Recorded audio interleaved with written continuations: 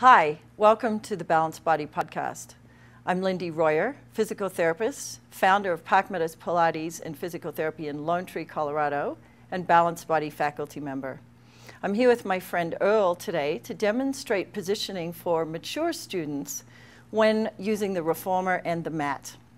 First, we're going to look at placing Earl supine on the reformer, as he is now, making sure that he's fully supported and able to access neutral position for him so that he can move effectively. First, you can notice that Earl has support. We're just using little bean bags underneath his shoulders, and then we've placed a small pillow and a balanced body head pad directly on the headrest. Let's have a look at Earl's position if we remove all of these supportive devices. So Earl, I'm going to take away the shoulder rests first. So we're just taking away the shoulder support. And then we're going to take away the head pillow. Notice as we take away the head pillow in particular that Earl's head goes into quite a bit of hyperextension. I'm noticing a lot more tension in the front of his neck, and his shoulders are more forward, more tension across the anterior part of the shoulder. It's really critical that before we begin to move, we have support through the neck, shoulder girdle, arms, and chest so that there's a minimum amount of tension. If I were to take away the headrest in this position, this would be even more of a severe hyperextension of the neck. So I'm not going to do that. I'm going to put the head pillow back in so that we can see the change in the angle of Earl's head, and we're going to put the shoulder rest back in so that Earl has nice support through the backside of the shoulders so that he can allow his chest to open in order to be able to move without tension in the head, neck, and shoulders. Next, we're going to look at positioning on the mat. Here we have Earl lying supine on the mat, and as you can see, the hyperextension in his upper cervical spine is more evident. And also in his lumbar spine, there's more extension.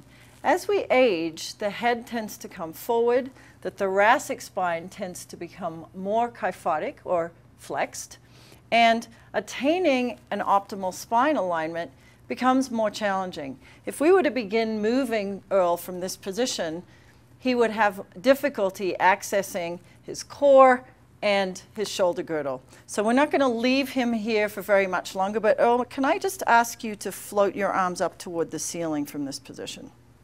So notice there's quite a bit of strain in that movement. Lower your arms back down. Now I can tell you that Earl does have some shoulder issues, and he is 83 years young. So accessing shoulder movement for Earl for function is very important. So we want to maximize that. Earl, I'm going to put the pad back underneath your head. So here's the balanced body pad, and we're already improving. Does that feel better? And then I'm going to add the pillow that we had on the reformer. So I'm just going to float your head up. And how's that? Now, can you bend your knees up? And by bending the knees, we reduce the anterior tilt on the pelvis. It's going to be much easier for Earl now to balance the pelvis, keeping his lumbar spine in a more neutral position. The last piece that we're going to add here is putting those shoulder pads back underneath. Lovely. How's that? Good. All right, and now can I ask you to float your arms up toward the ceiling? And lower the arms back down. So he's now able to lengthen the elbows, and the tension of this movement is greatly reduced. He's able to access his core. He's also able to maintain a wide shoulder girdle position in the front while he's being supported in the back. Next, we're going to look at side lying. Here we have Earl in side lying, which is a position we use a lot for working on the side body, particularly abduction of the hip. Earl is right now supported with a pillow and a balanced body head pad. He is aligned as much as possible vertically through his ankles, knees, hips, ribs, shoulders, and ears. And Earl, I'm going to just ask you to get a little bit more length through your torso. Beautiful. And as he does that, there's more of a neutral position through the waist. What we're avoiding here is the collapse of the upper waist, allowing the ribs and the pelvis to come closer together. We want Earl to be able to access his hip abductors. So Earl, can you just float your left leg up toward the ceiling? And thank you, lower it back down. So what we notice is that he's able to maintain pelvic stability and trunk stability while he's doing that, because we have his head supported in alignment with the rest of his spine, which helps to continue that balanced support all the way down to the pelvis. I'm going to take the head pillow away. Again, I'm not going to let him go all the way down because that would be too much side bending for Earl's neck. But we're just going to take that away. Notice now that his head is going into more of a right side bend. And Earl, can you lift that left leg up? Notice he's already starting to roll back into external rotation, and now that upper hip is coming even further back. So he's rolled into rotation, thank you very much, and lower the leg down. So he's not able to stabilize the pelvis nearly as well as when he's supported, and just float your head up for me, when he's supported with his head in alignment with the rest of the spine and into the pelvis. So this starting position is really critical. What I might do with Earl is even give him a little bit of support between the knees with a little beanbag or something like that.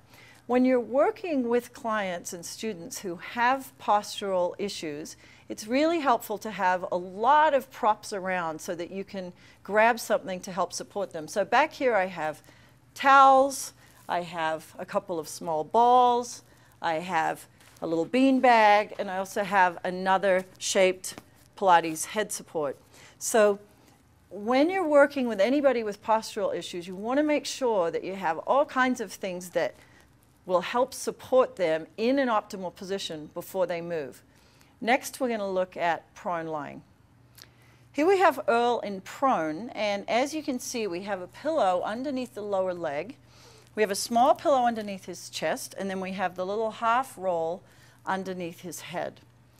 One of the reasons why I've placed the pillow underneath his lower leg is to take some weight off the feet. Earl also has some issues with feet and toes, and if we were to take this pillow away, so Earl, I'm going to remove the pillow, and then just lower your legs down. A couple of things happen. First of all, we get more tension in the lumbar spine. He also, because of sensitivity in his feet, is not going to allow his legs to go into an ideal starting position because he's feeling uncomfortable in his toes. So Earl, I'm going to let you bend your knees up, and I'm going to put this back in, and then lower your legs down. Thank you very much. And now he's supported underneath without having all of that weight of his leg going into his toes and his feet. He's going to be much more likely to be able to access his extensors without having that sense of pressure into his feet. Earl, can you lift your left leg toward the ceiling?